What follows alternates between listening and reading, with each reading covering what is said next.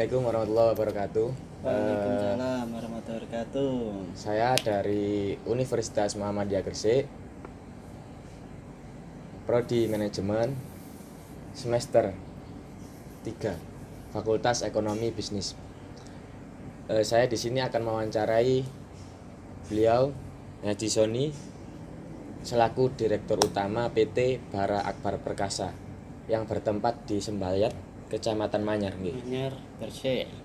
Saya lebih akrabnya memanggil beliau itu dengan Gus Sony, karena beliau juga punya perusahaan, juga punya pondok pesantren Tahfidzul Quran yang bertempat di Sembayat juga, yaitu pondok pesantren Thohirun Mubarakan.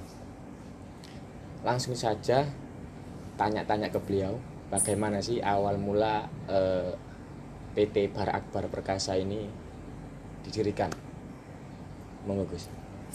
Jadi pertama-tama perkenalkan, nama saya Sony, Direktur dari PT Bara Akbar Perkasa. Apa sih PT Bara Akbar Perkasa ini? Jadi PT Bara Akbar Perkasa ini bergerak di bidang trading batubara. Trading batubara itu ada dua, jadi bisa lokal, bisa interlokal. Lokal itu ya lintas provinsi, lintas kota, bisa lintas negara. Di sistemnya ekspor impor Ekspor impor. Cuman untuk PT Bara Akbar Perkasa ini masih sebatas lintas provinsi, lintas kota. Lanjut nih. Yang kedua yaitu bagaimana sih awal mula dibukanya trading batu bara ini? Mulai tahun berapa? Kalau untuk tradingnya 2014. 2014. Jadi 2014 kita sudah belanja batu bara, kita jual, masih retail kecil-kecil. Baru 2017 yang sudah mulai kenceng, di legal izin apa sudah dilengkapi semua. Jadi bagaimana awal dibukanya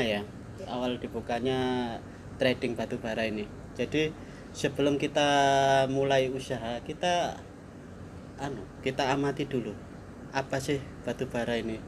Kita milih kenapa kok batu bara yang kita pilih.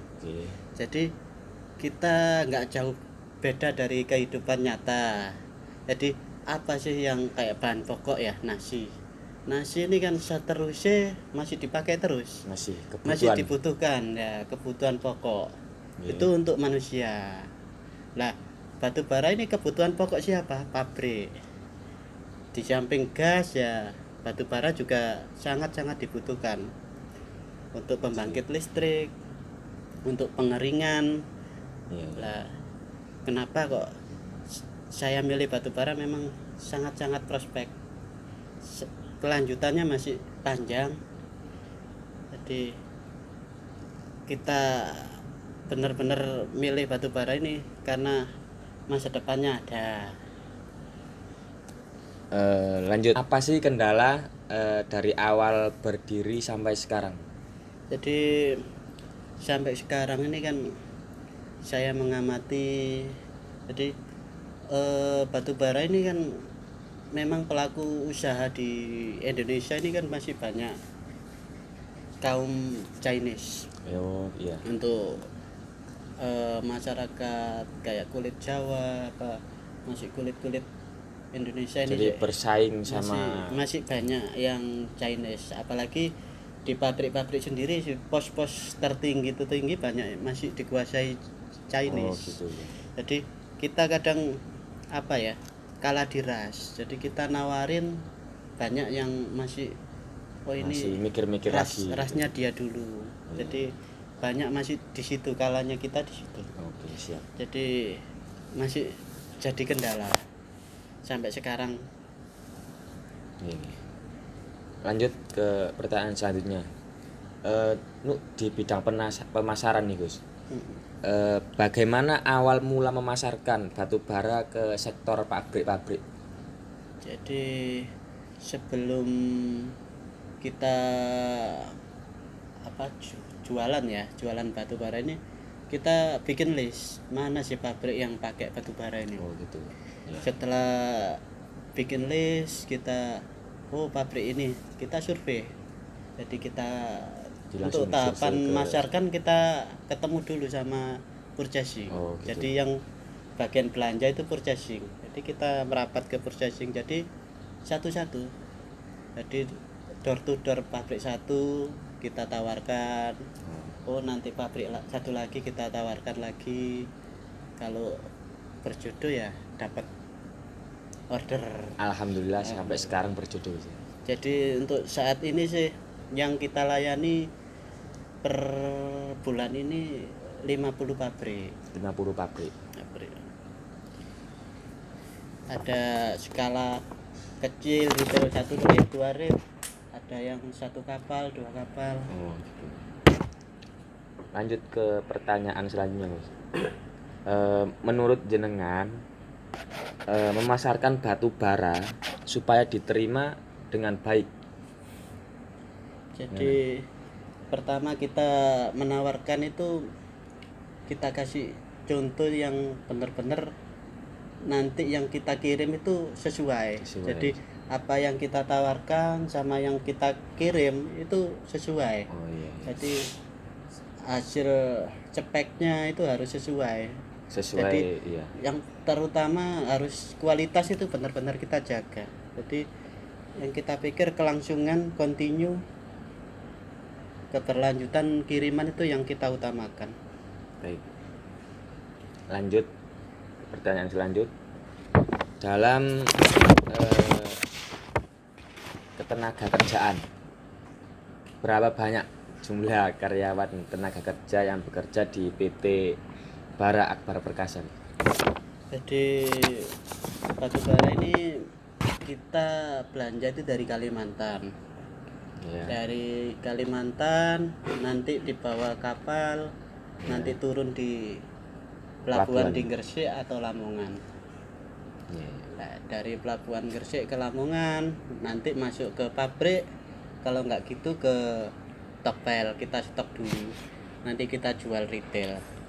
Lah dari situ PT Bara Akbar Perkasa itu pakai karyawan untuk yang di bagian sourcing pemilihan batu di Kalimantan itu 2. Nanti untuk di waktu pembongkaran, waktu di pelabuhan itu biasanya kita pakai 4. Terus untuk yang bagian di stokpel, untuk operator sama yang jaga stokpel itu total 5. Sama admin kita pakai 4. Jadi 2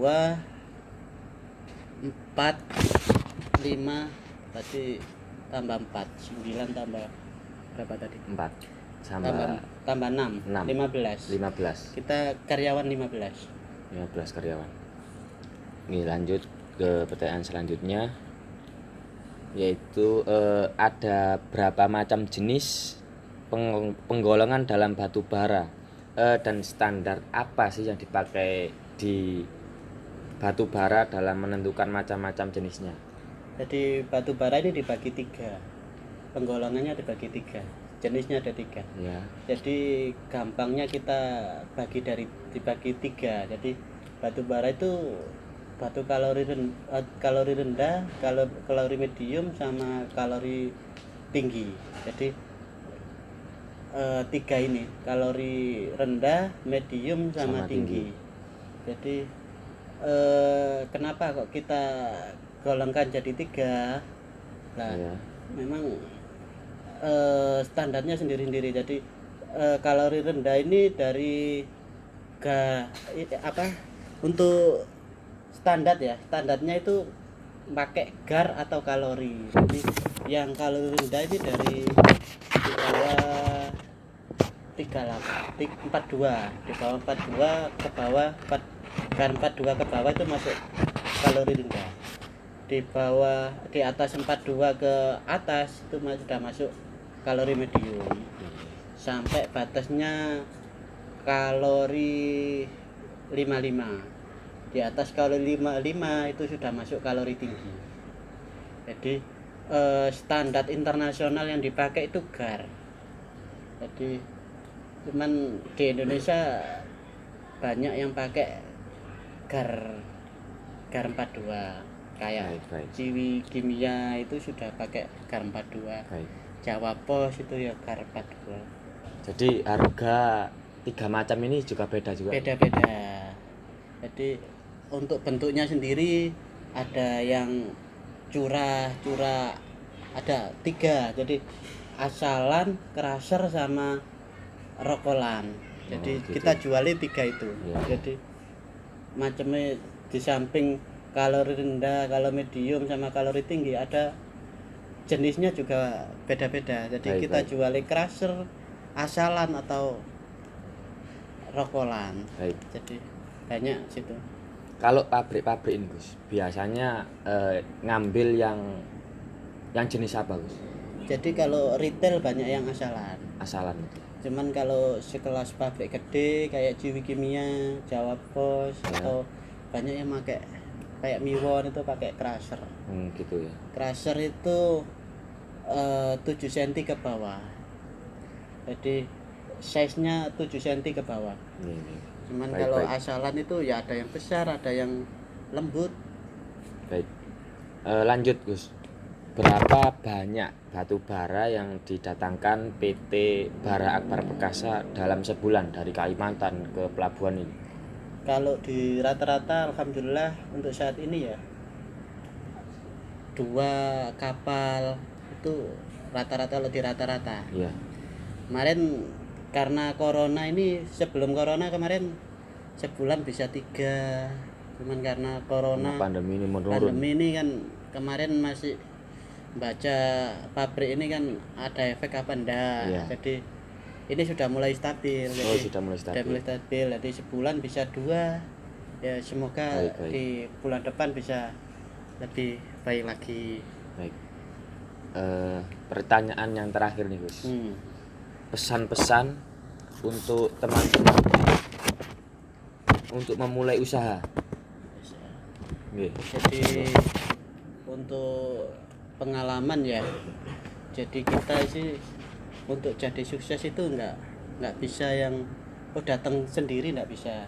Baik. Jadi harus dicari pengalaman, itu dicari teman yang banyak, itu ya penting.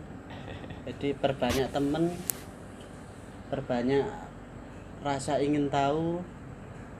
Baik. Perbanyak apa ya, jangan sampai, yang pesan saya jangan sampai jelek sama orang. Jadi kita selalu husnudon ya, husnudon. Jadi kalau kita positif sama orang pasti di mana-mana bisa diterima. Baik.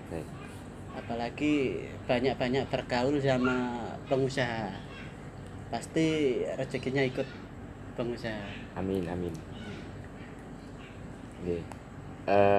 Alhamdulillah tanya jawab hari ini selesai. Semoga beliaunya Gus Sony tetap diberi kesehatan oleh Allah Subhanahu wa taala dan usahanya semakin maju. Amin. Sekian wawancara dari saya. Wassalamualaikum warahmatullahi wabarakatuh. Waalaikumsalam.